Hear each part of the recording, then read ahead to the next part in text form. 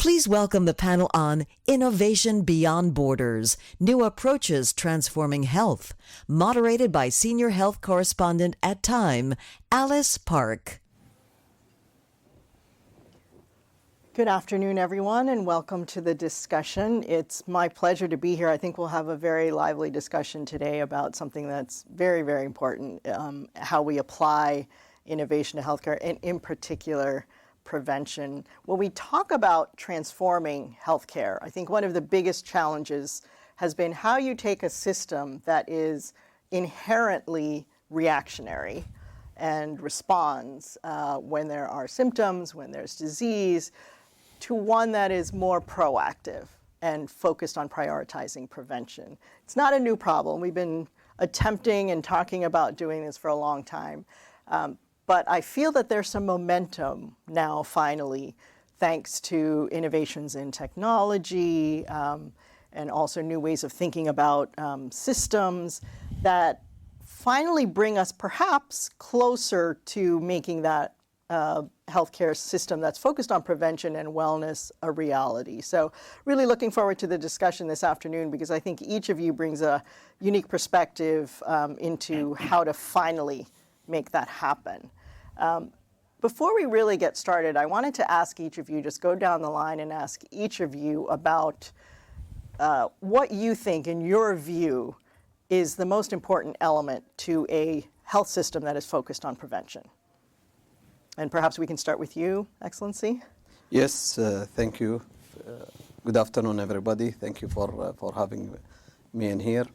And I'll go to say that healthcare system globally need to be redefined. It's based on, as you said, inherently, I think it's been designed to be a reactive system. And we need to move healthcare from being a system that react to proactive, from a system that only focus on managing your lifespan, to a system that rethink about extending healthy lifespan, from a system that basically just address the issue when it happened, to a more proactive and preventative care. And when you think about it, this is a total shift from health itself.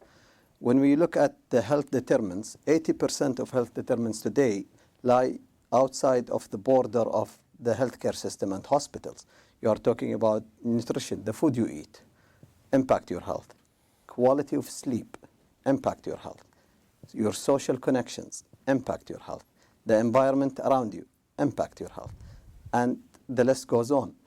And it's all sit outside the healthcare boundaries.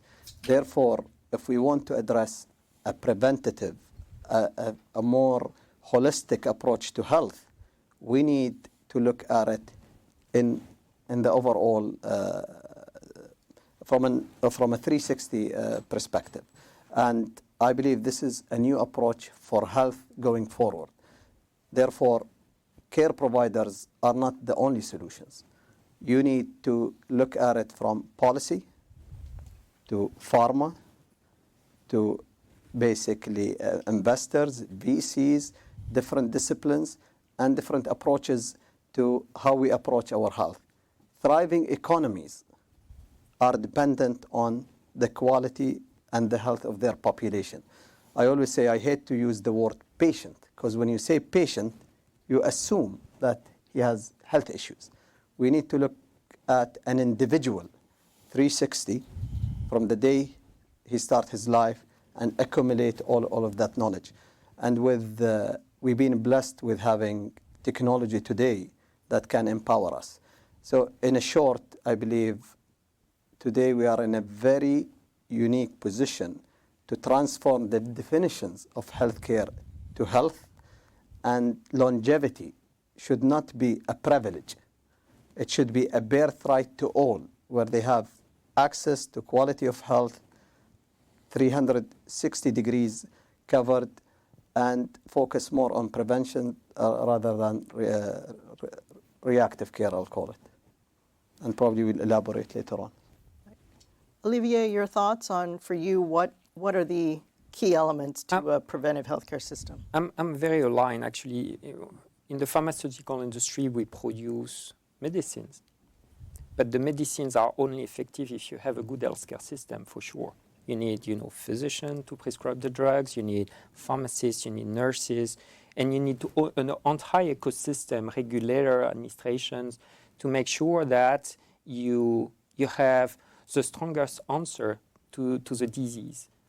But it's only 10 to 20% of the health outcome if you consider the overall population health. You have to work on the social determinants. It had been said, the neighborhood, the environment, the food are also important. So when we look at that from the pharmaceutical industry, we are a strong pillar of the healthcare system, but we have to work beyond that to bring new treatment, preventive treatment, but also work with communities. And we work actually with Milken on some project to look beyond the traditional healthcare system with community health workers, with employers, with different stakeholders to address population health beyond the traditional healthcare system. So if we want to be successful, actually, just thinking about the healthcare system won't be enough. Let me play devil's advocate here and ask you, is a preventive healthcare system or a system that's really focused on preventing disease to begin with, is that contrary to the mission of a pharmaceutical company that is in business to treat disease? No, not at all. I think that we are a strong pillar of the healthcare system. If I think about Sanofi, so we are well known in prevention because we have a very strong vaccine division. So we provide vaccine to millions of people. And I like to remind everyone that vaccine after clean water is the second health intervention that has saved and improved the population health globally. So just after clean water. Last year there was a very interesting publication in the Lancet saying that over the last 50 years, 150 million deaths have been avoided by vaccination. So when you are a company providing vaccine, you propose something that is very preventive.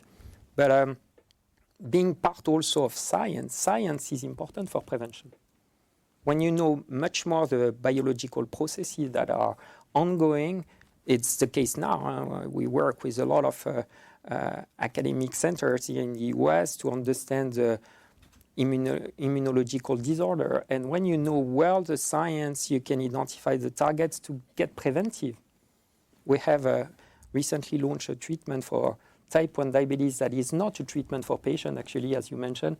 It's to delay the onset before the disease starts.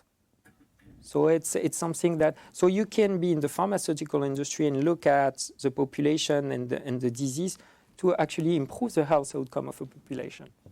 Okay, so that's a shift that we're probably going to continue seeing. Geetha, you represent the WHO Foundation. Can you tell us a little bit about how perhaps the mission of the foundation differs in any way from the WHO proper, and particularly, are there things that the foundation can focus on and perhaps advocate for in the realm of prevention that the organization can't, because it is really focused on sort of response and particularly emergency response? So the WHO covers a wide range, and one of the things as well is it covers a wide range of activities globally, including in developed countries. The foundation, however, specializes in engaging with the private sector. And my team and I lead the impact investment function, and we specialize even further in terms of engaging with the private sector.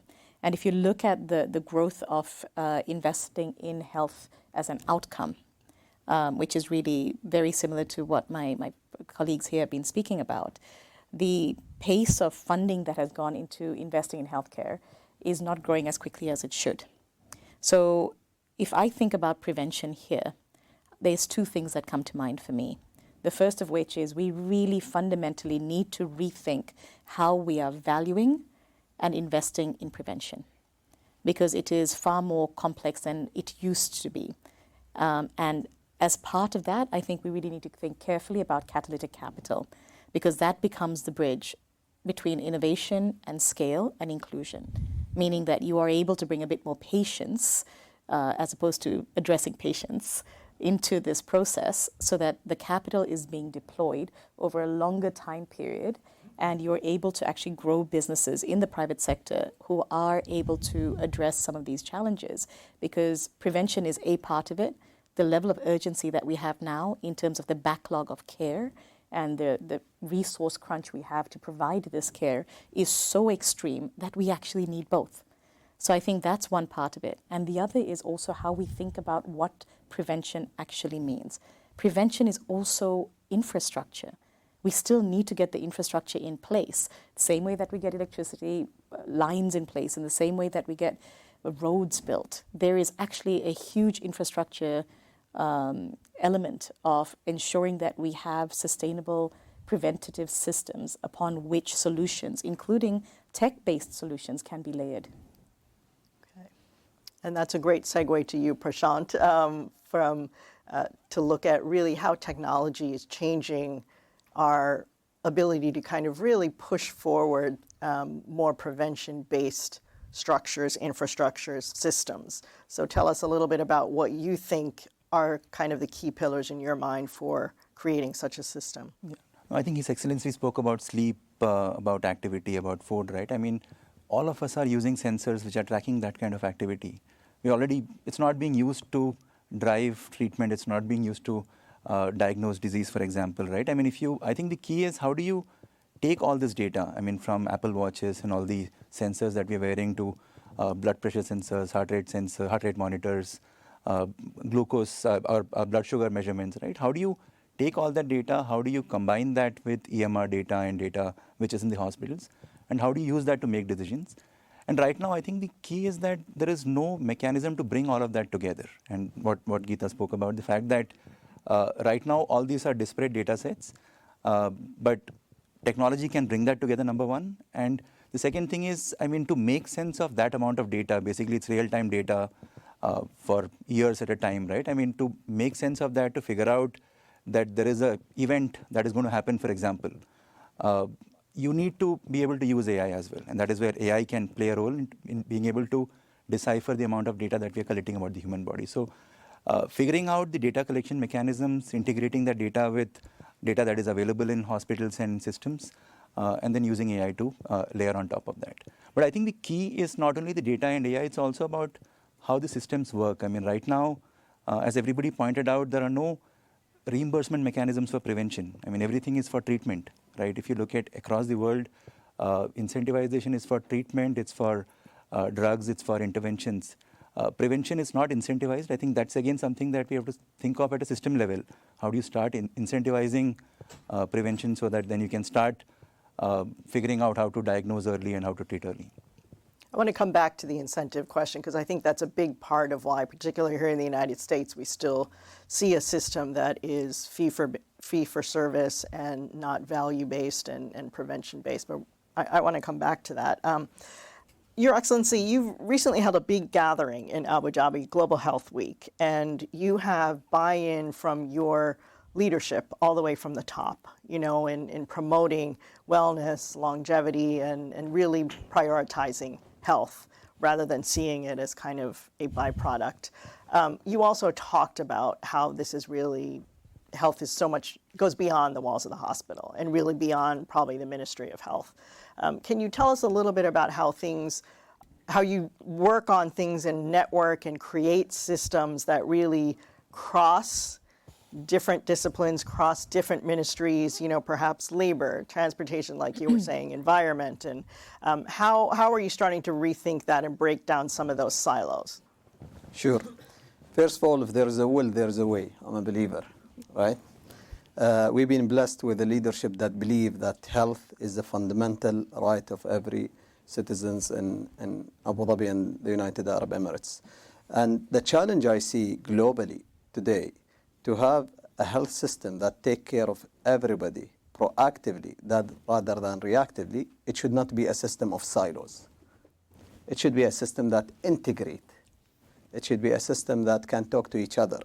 And in Abu Dhabi, we recognize the importance of that, and we invested in an infrastructure that really connected all of our hospital and clinics in one platform that sit on top of all the EMRs. Then I have my patient, wherever they go, they can track their phenotype data and clinical data for the past 20 years. So that's number one. So then we achieved integrations and we achieved for the individuals an access to all of his health information at his fingertip. And it's his right to understand everything. That's number one. Number two, we started and sequenced our populations with genomics for 30x to look at the future, because we have certain challenges with certain diseases, to look at how can we use this data to predict, prevent, and as well act when we need to for our population. And that data is as well in one platform. Third, we integrated lifestyle data. What do I mean by lifestyle data today? The wearables, the whoops. You can today integrate it into your system so it can enrich the intelligence of our healthcare system today. Fourth, environmental data. You will understand that if you live in a district that is, for example, next to a factory or next to a very busy area, its impact on the individual itself in terms of stress, in terms of air quality, will impact your health later on. So all of these data sets is in one system today, give you the ability to predict what will happen, prevent it, and act to cure and act to restore. And our aim so far is to create what I call the triple Ps, a very proactive system that can predict and personalize the interventions. Because your body is not similar to the others. I always say we eat differently, we dress differently, even our sizes are different. Then this is our personality and this is us. Then going forward, the way we treat ourselves, I see it will be more personalized and more tailored to have the bigger impact. From my perspective and from where I sit, we think that to move system from reactive to proactive, you need to create an integrated system. You cannot stay in silos. You will never ever know where to tackle. That's number one. Number two, we established a unit called Healthy Living Unit, which report directly to me. It's a cross-sectorial unit that focus on two things and two things only: exercise and diet, and how you influence policies at schools, school means. How do you increase exercise activities? How do you talk to municipalities to design more walkable ways? So it's an active unit that inform not only the health ministry, but as well influence other policies. So everybody recognize the importance of your healthy living and the health outcomes. So that's the model we are doing in Abu Dhabi, where right now it's not a dream. I always say it's a reality, and my team is here ready to share the experience.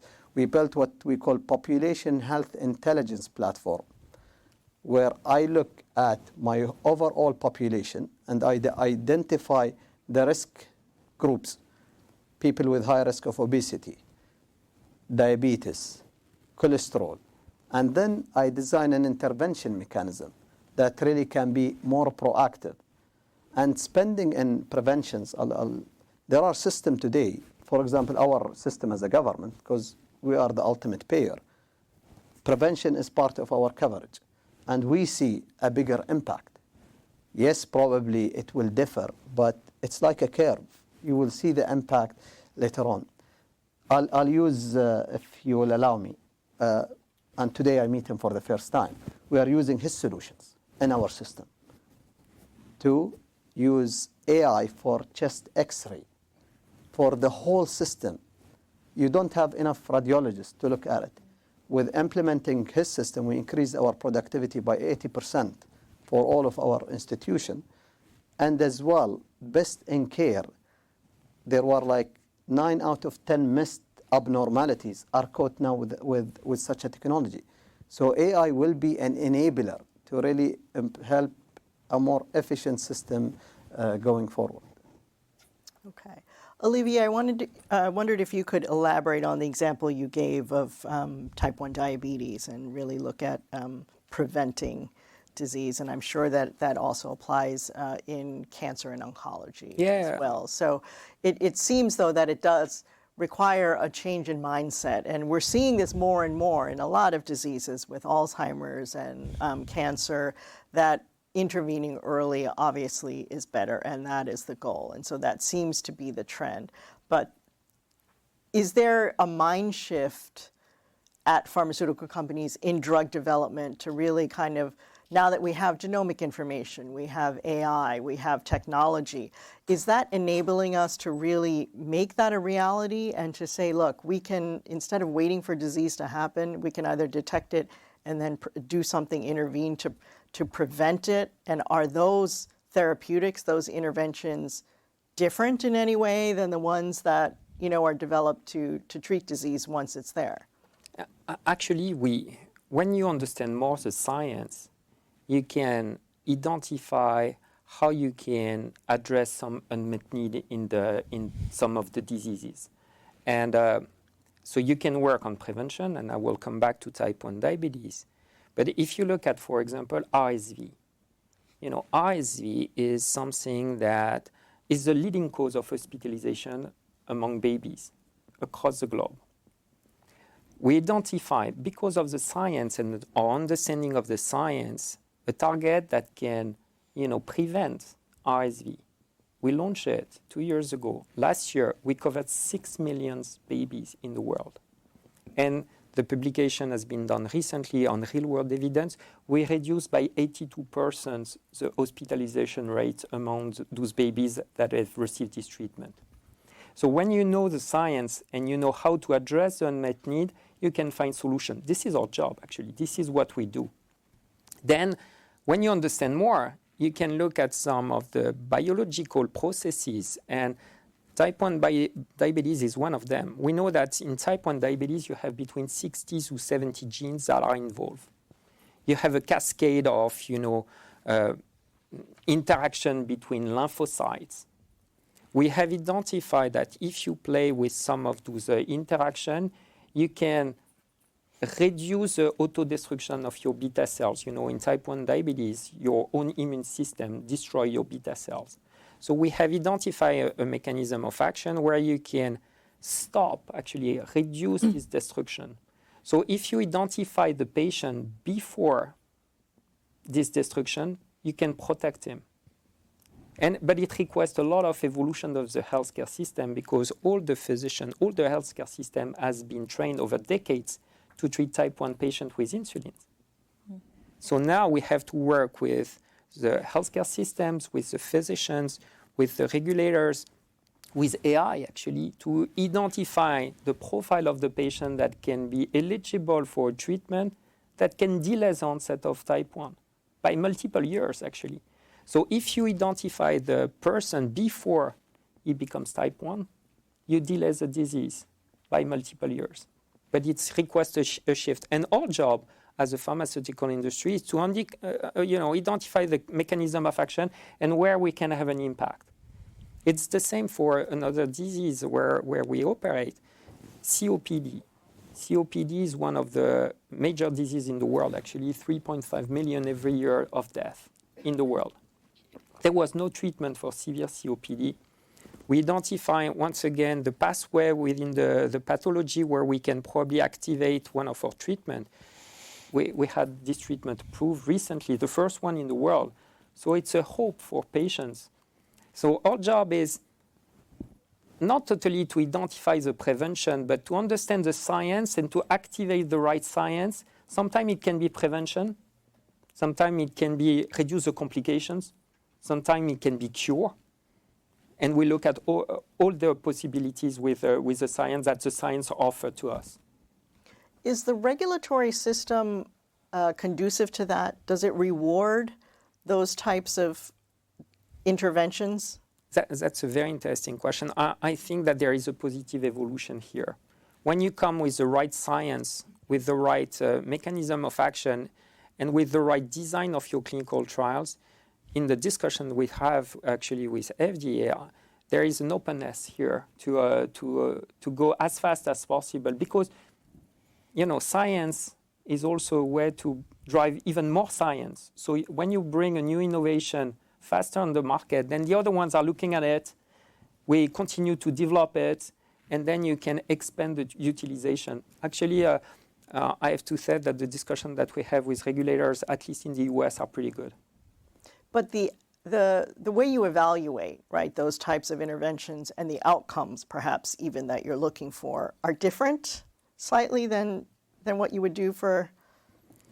It depends on the therapeutic areas and the product. For you can imagine for this product in type 1 diabetes, it took more than 13 years to come to a solution, and we had multiple discussions with the regulators, because you delay the onset of disease, so you have to give the treatment to patients, then follow them for multiple years. That's a long trial. That was a very long trial, and it was a long investment. But we had the support of the regulators. We had the support from all the academic centers to make it possible, from families, because you have also patients, trying a new solution. And when you look at that, it was a partnership with the regulators to identify what is the best outcome, what do we track. In that case, it was a delay of onset. So you negotiate and you discuss with the authorities on what is the right endpoint to put in your clinical trials. At the end, it's a partnership that we have with the authorities. We do not do it by ourselves.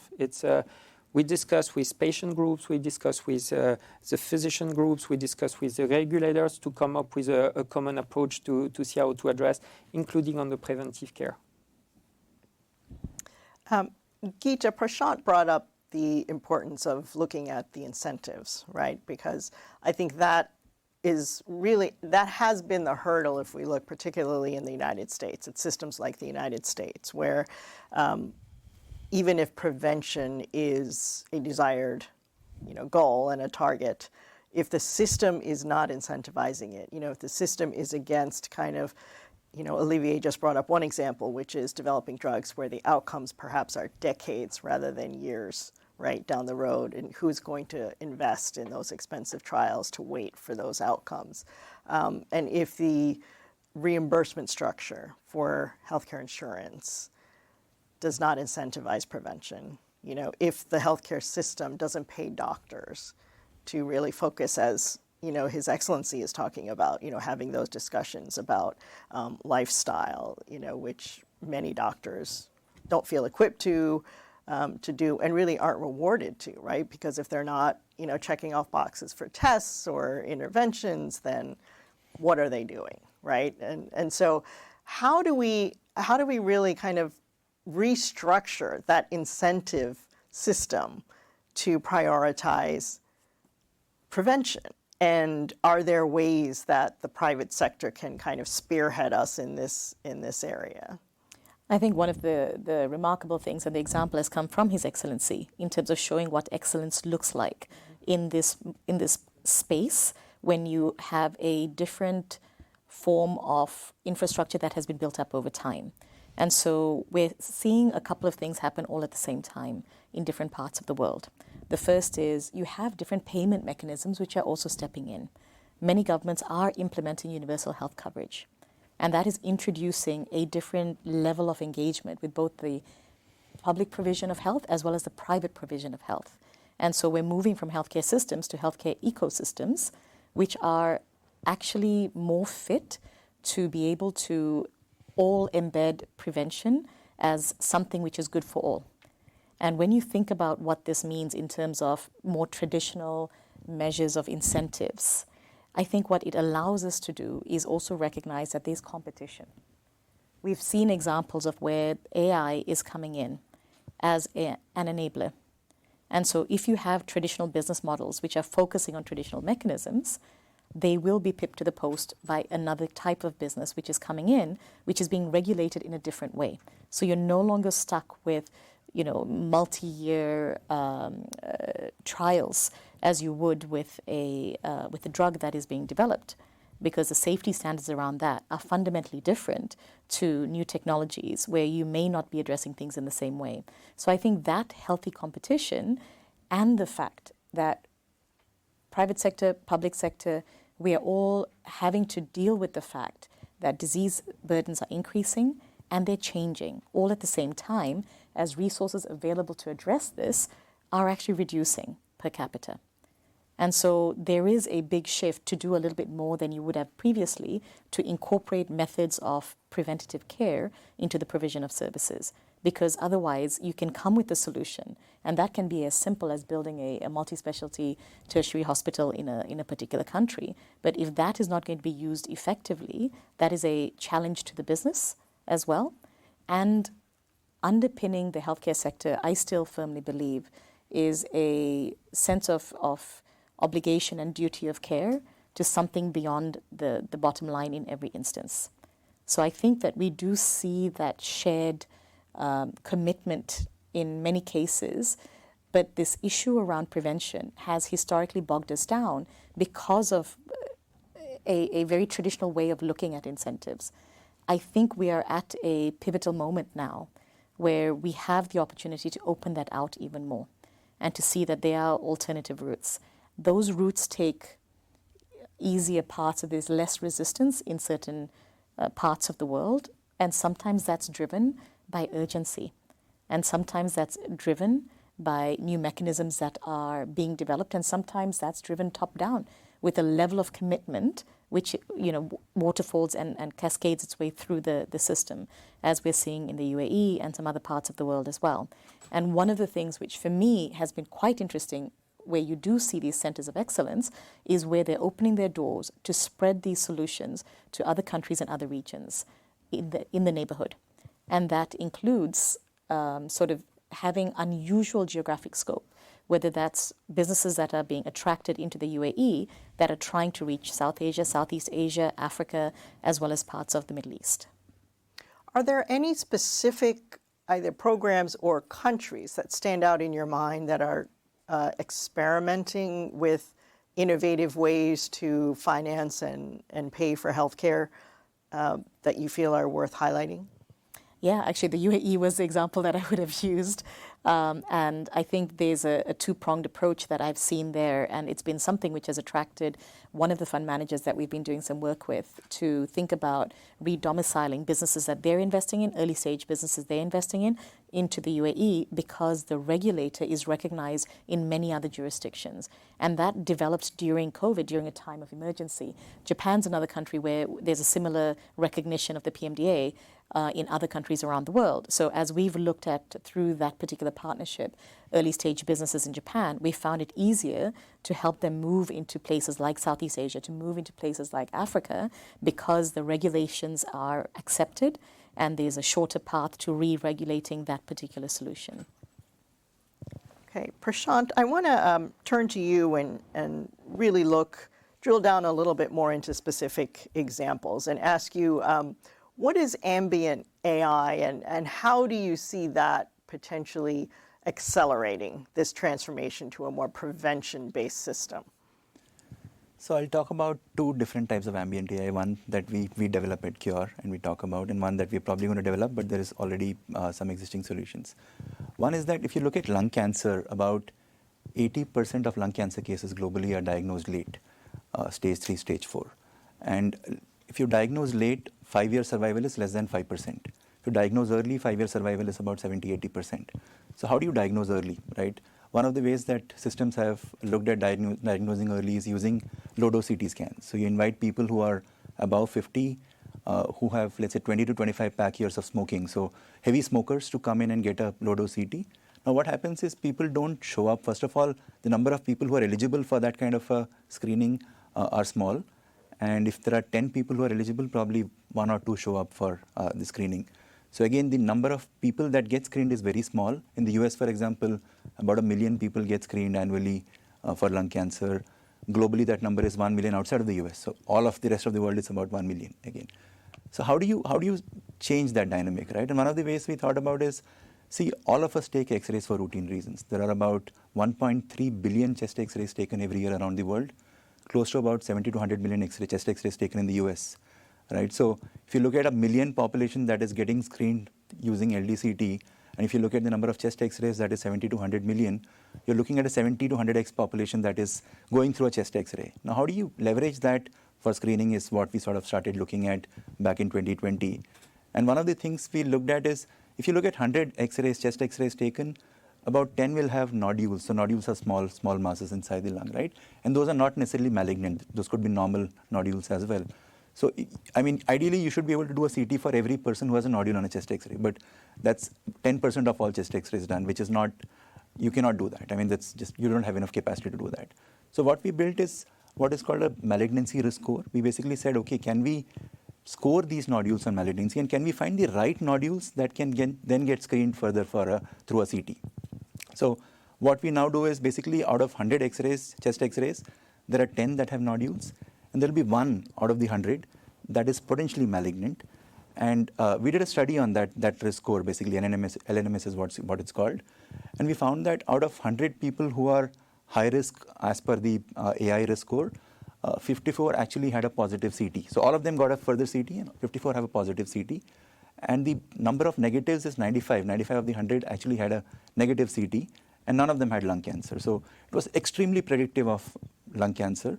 And it was basically something which could be used as an add-on to a CT-based screening program. And through this, now you're looking at Ambient AI, which is running on hundreds of millions of X-rays around the world, finding the right patients to then go and get a CT, and then those patients can then be diagnosed with lung cancer. And this will open up a population that is way bigger than the population that is coming in for a targeted screening program. So with AI now, you're leveraging the simple, it's a chest X-ray is one of the most, I mean, it's a technology from the 1800s, right? But you're leveraging that technology and you're using AI on top of it to now diagnose lung cancer early. And chest X-rays, one is low radiation, high volume across the world, right? I mean, and outside of the US, I mean, it's basically, you don't have enough CT scanners, so it's typically X-ray is more common than CT, right? And it's something where you can now create a triage for a CT based on an X-ray. And so that is one way of using Ambient AI, right? And we have now created risk scores to, I think Olivier's point, we have created risk scores for heart failure, we have created risk scores for COPD, and all of these conditions. I mean, basically, if you look at X-rays being taken as a modality where you can now find risk of disease, you can start triaging those patients and get them to the next investigation that is needed for diagnostics. Again, the important thing is it has to be extremely accurate. You don't have, if you basically send 100 people and of that only 5 are positive, then it becomes hard. I mean, you cannot create that many more investigations or follow-up investigation. A second way to think about Ambient AI is in doctor-patient conversations, right? When a doctor is talking to a patient, I mean, basically all of the information about the patient's symptoms, their risk groups, their history, all of that is collected by the doctor. So if you were to scribe that, if you were to basically record that conversation and be able to transcribe that, you are basically collecting what the doctor needs to type into a EMR system. And you can automate that. And there are many scribing systems now where AI is really good at translation. AI has become like almost, I mean, perfect at translation for many of the common languages, right? And AI is also really good at voice recognition. So translation plus voice recognition means that any kind of doctor-patient conversation in any language can now be completely scribed by AI. And again, that's something which is an ambient technology, ambiently running AI.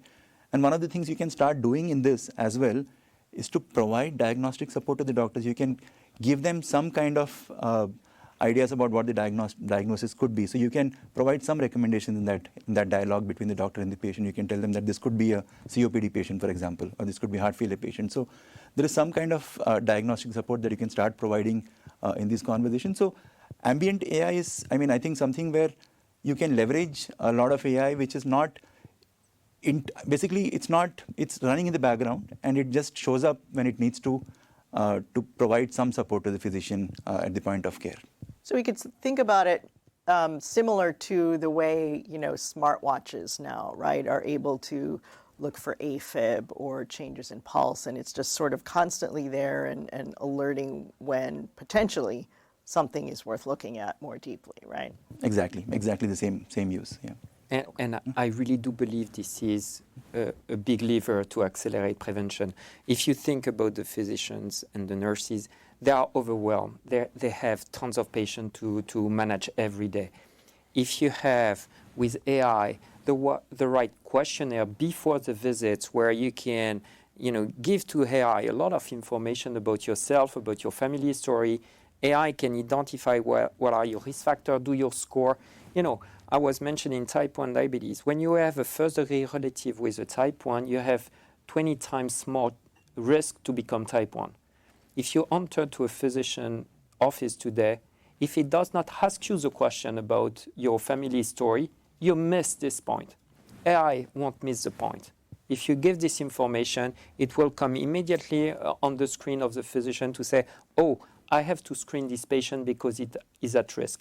And for limited costs, so you don't need real big incentives. The preventive care will be embedded into the visit of the patients. I really do believe this is where we're going to have a lot of savings in the future. Okay. Yes, Your Excellency. Just comments. I believe the most famous word these days is AI. And AI is a utility. It will become the utility like the electricity. It's given. And I believe it is today, not tomorrow. But for AI to work, we need to recognize one thing. I call AI is an engine. But that engine to work, it needs fuel. And the fuel is the data. And that data, AI to be smarter, efficient, productive, fast, predictive, it needs the tremendous amount of data. And it's only as good as the data you put in, right? And it should be tremendous as well. Yeah. When I say tremendous, I'll use X-rays, for example. X-rays, you need millions and millions. A radiologist, how many X-rays he will see per year? 1,000, 2,000? AI will be trained in millions and millions. So imagine the accuracy of it. The same thing. We need to have more data. And for more data to be fluid into AI to achieve its targets, better care, more preventions, more outcomes, precise, personalized, you need to have a policy as a platform. That policy needs to enable this capability to work. And that's what is, so far I see it, a challenge in certain parts of the world. It needs for AI to be accelerated. And innovation will be much, much faster than regulation. You cannot keep up, but you need to adjust with it and move. Therefore, I believe whoever is not catching up, the individual will benefit the most and will be much smarter than the system. Because the system will be dependent on this silo. The individual will be depending on the magnitude of multiple data points, that he will be more intelligent about himself. Today, AI can bypass the mid-care exam with high score, right? And we are talking about it's getting better and better with energy being cheaper and cheaper. It's only getting smarter and smarter. I see it as an enabler of health equity globally. So the solution is AI is your engine of innovation, data is your fuel, right? And then you need a policy to enable it to make it equitable and accessible for everybody. Yes, Geetha. I think just building on that, clearly we've tapped onto a seam that's rich here. I think there's one more element I want to add, which is until we get to the point where there is sufficient information, sufficient data, our best bet are still trained physicians, are still well-trained radiologists, and we don't have enough of those. 2 weeks ago, I spent half a day with a professor from MIT on AI, and we were just looking at where are the real issues in terms of applying AI within the healthcare space. And he was showing me study after study where the ability of physicians or trained radiologists to be able to pick up on abnormalities is actually outstripping that in many cases of the AI solutions currently, where there hasn't been enough data that has gone into this. So there is a period of catch-up, number one. Number two, during that period of catch-up, there needs to be an integration of these individuals into what is being developed. Or what we run into is a solution which is not being embraced by those who are going to be able to use that in a way to catalyze the provision of their own care. And I've experienced that firsthand in the last 6 weeks, where I've been with my father in 3 different hospitals, excellent hospitals, but where AI solutions were being used. I was observing the number of instances where nurses were almost distancing themselves from that particular solution because there was a technologist who was coming in to address that. And when it wasn't working, the nurses were going back to traditional solutions. And so the behavioral element of this, if we do not incorporate those who are now providing healthcare solutions into the design of this, my concern is we're going to end up in a situation where you're going to need a whole new breed of healthcare human resources who are open to adopting this and are aware of how to almost troubleshoot this along the way. Otherwise, we're going to fall back on solutions which make sense theoretically, but practically aren't giving us the outcomes that we would need. Prashant, I wonder if you could comment on, and to kind of build on what Geetha was saying, because ultimately, if we are going to really optimize the potential of AI and really make the most of a prevention-based healthcare system, we would have AI reading x-rays on its own, right? And being able to, as you were saying, with the ambient AI kind of structure, flag and alert people, similar to the way, digital health now works, right? So how far away are we from having the AI MD in that respect? And maybe, I think imaging radiology is a good place to start. Just like we now have autonomous vehicles, how far away are we from, I think the UK, I believe now has some regulations about how many reads, AI they still require a human, as Geetha was saying, to do a second read. But I believe there's like a first layer read where AI is doing it on its own. And I think here in the US, we're still not quite there. So how far away are we from an AI MD? So I think we're already there. I mean, I think an AI MD or an AI radiologist is already there. In about 60, 70 countries where tuberculosis is prevalent, X-rays are the first line of screening for tuberculosis. And our solution is autonomously used in those places. We read about 10 million X-rays every year, where cure is the only read for that X-ray. There is no other human reading it. But that is because there is no radiologist available to read those X-rays. So we are not replacing a human radiologist. We are actually augmenting, or we are providing radiology support where there is no radiologist available. Right? And we have to be cautious in how we adopt AI as well. I mean, if you look at Google Maps, I mean, all of us use Google Maps.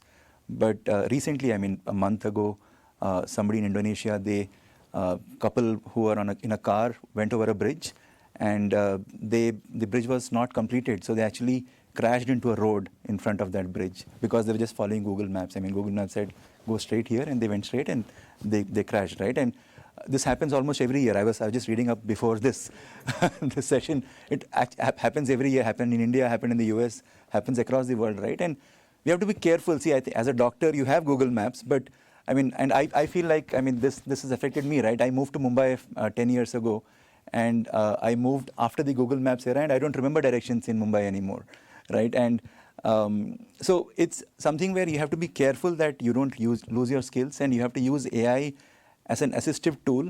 AI MD is here, but I don't know if it is ready to replace human doctors, or I don't know if it is going to be ready to replace human doctors in the next 5 to 10 years, right? So I think it is human plus AI working together to provide better care to patients. That is going to be the reality for at least next 10 years. We'll see. I mean, again, the way AI is progressing, I don't know. I mean, it might become way better than humans. We might see artificial superintelligence come up in the next 5 to 10 years. But right now, I definitely don't see that AI is going to replace human doctors in any scenarios. It's an augmentation. And in places where there is no doctor available, for example, a lot of places that we are operating in, Cure is operating in, there are only healthcare workers who are talking to patients. Now, with AI support, they can actually be enhanced. I mean, they can actually listen to the patient history, and we can provide them some recommendations on what kind of questions to ask, what kind of symptoms to collect, how to collect the right symptoms, how to maybe potentially provide some diagnosis as well, right? So there is value that can be provided to healthcare workers around the world. There is value that can be provided to nurses around the world, and upskilling doctors, upskilling nurses, upskilling healthcare workers, but not a AIMD operating on its own at this point. Okay. Want to pose a question from the audience here. What are your thoughts when we talk about, Olivier, you brought up the issue of regulation and the kind of different types of trials we might have and how we might have to evaluate more prevention-based strategies. And we are seeing some indications from the new administration and the new FDA that they're backing away a little bit from surrogate markers. And it seems like that is something that would be critical to evaluating more prevention-based strategies that require longer periods, right, to see some kinds of outcomes. So we would have to turn to some kind of surrogate way to kind of figure out, is it having any effect? Just your thoughts on, as we see that happening now with the administration, and how, I guess, sanguine are you about the regulatory environment for preventive-based strategies now? I think it's a little bit too early to really look at what's going to do this new administration. But if I, to your point, once again, we have to follow science here. And when you have large evidence, consensus among experts that some surrogate endpoints are the right one to predict the efficacy of a treatment, it has to be part of the clinical trial.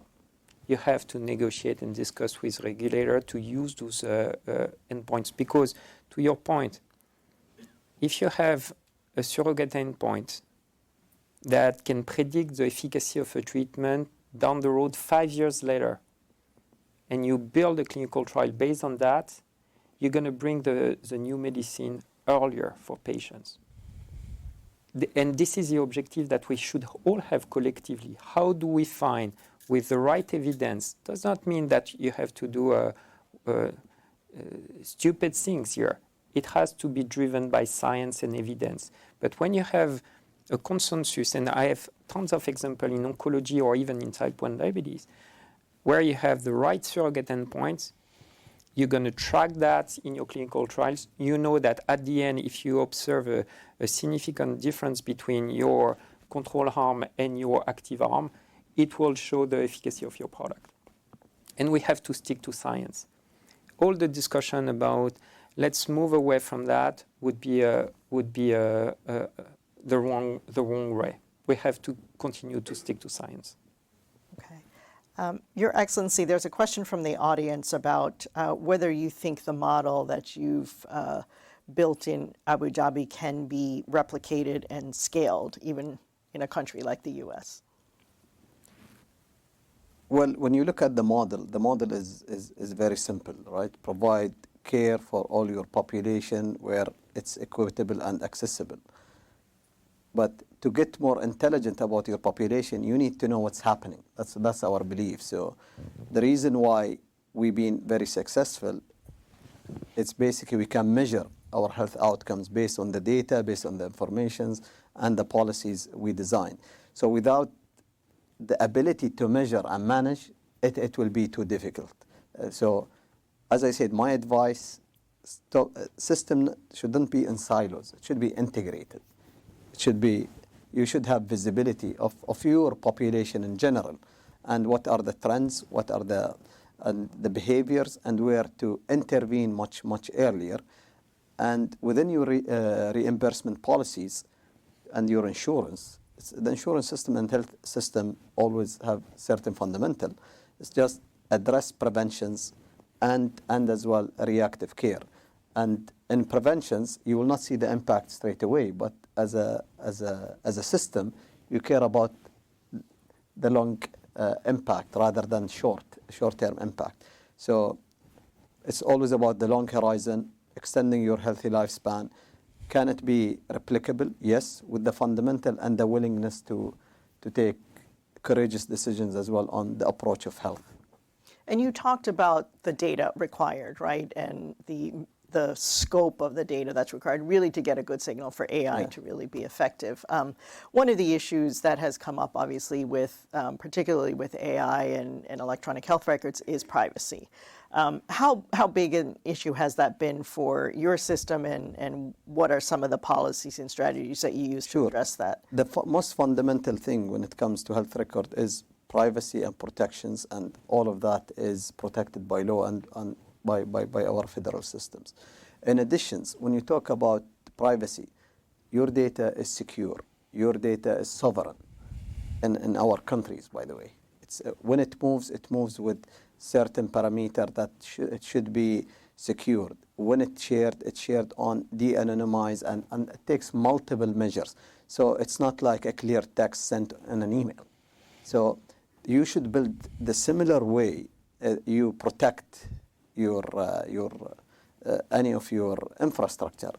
This is an infrastructure that needs to be protected with policies, with infrastructure, with system, and as well with checkpoints that to ensure the safety and security of these data. And by the way, it's not only in healthcare; it's in banking. It's on multiple fields. It should be a fundamental thing. The data should be secured. The data should be at home, encrypted. And when we are talking about sharing the data, you are not sharing to get the intelligence of population. It's not the individual. It's the symptoms of a population group, a working group. And then you get into, so even AI doesn't care it is Mansoor or it's Ahmed or it's John.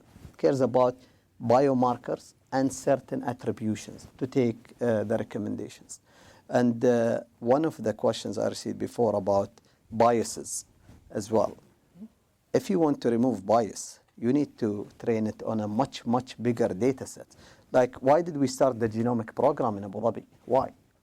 Because 98% of genomic information globally is for occasions and doesn't represent the Arabs, doesn't represent Africans, doesn't represent Indians, and so basically by itself the genomic record today is not representative of our population. Therefore, many of the innovation that's happened in medication that's treat diseases will not treat all of us the same way. I'll give you an example. Metformin, it's well known, doesn't work with 30% of our population. Genetically, you have lots of insights, missing insights that genomics and as well the way you approach it will enrich you. So I believe we need to look at, from our perspective, we believe that innovation will unlock lots of our opportunities for the will of mankind. And I believe human, this is the area which is more important, we need to control the destiny. So make sure that health remain human before it become an AI, you know? All right. In the last couple of minutes, I just want to go down the line and ask you, and this is inspired by a question from the audience as well, about genotyping and genetic testing. I wonder if each of you could kind of give us a baseline foundation of, in order for us to really get serious about preventive care, what are some of the basics that every person should have in their electronic health record, information that would be useful for an AI-based system for a human doctor to be looking at, and how do we rethink, right, the basics, our vitals, in other words. What should that include? Should that include kind of genomic sequencing for everyone to begin with, and what else? Let's start with you, Prashant. I cannot comment on genomic sequencing, but definitely I think all of But it would be part of like any, if we were to try to, scan and mine genomic data using AI, that could also lead us to looking at potential, right, mutations that might be more associated with certain diseases and things like that, right? No, I think there is definitely value in genome sequencing and the kind of risks that you can identify from genome sequencing. And but again, I mean, I've not done enough research on that to sort of comment on how valuable that data set is. But I think one thing is for certain, that all the wearable data that we have is obviously very valuable for us to make decisions. And individually, we are all making decisions on that, based on that on a daily basis. Why can't we make health decisions based on that? Why can't that be provided, or a summary of that be provided to the physician to make diagnostic decisions? So again, that is easily something that should be added to EMR data, is my belief. Okay. Geetha, your thoughts? I think very much with the same caveat. There's two things I'd say. One of which is to amplify what His Excellency has said.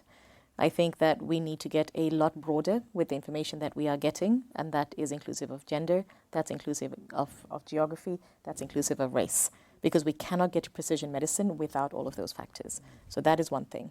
The other thing for me is, again, coming back to the human piece of this. We talk about AI and AI solutions. How many of us are comfortable using those in our own day-to-day lives? And so the extent to which we are recognizing where people, when asked, are ticking that box saying, I'm willing to share this information, and how do we get more people to actually say yes, given a choice? And so I think it's a combination of those two things which are going to be critical going forward. Okay. Olivier? Yeah, it's difficult to answer to your question. You know, sometimes the zip code is more predictive of your health than your genetic code. So if you live in the Bronx or in the Upper East Side in Manhattan, you don't have the same life expectancy. Right. So sometimes we have to look at, beyond the genetics and all the mutations that you can identify, there are tons of things to do, and it has been well described by what you do actually in your country. Having said that, it's connected to AI. The more information and the more data we're going to collect, the more data you're going to have in your EMR that will be analyzed by AI plus human, that can help to identify what to screen for you, what is the prediction that we can have depending on your profile to have the right precision therapeutic for you. I think it's something that will come. The more we're going to analyze your genetic code, the more information we're going to collect, the more recommendation you can get from AI to where to go to make sure that you remain healthy in the future. I think it's going to come like that. It's going to be more and more. I read a couple of publications in oncology where you have multiple genes involved. Once you're going to have that analyzed by AI, you're going to have the right recommendation to what you do and when to do it. So we have to play on both sides, population health and precision health. Precision health. Okay. Your Excellency? What's the question? The perils of coming last. I'm kidding. It's basically, we are implementing genomic testing for a premarital. And this is an application which is mandatory today. Yeah.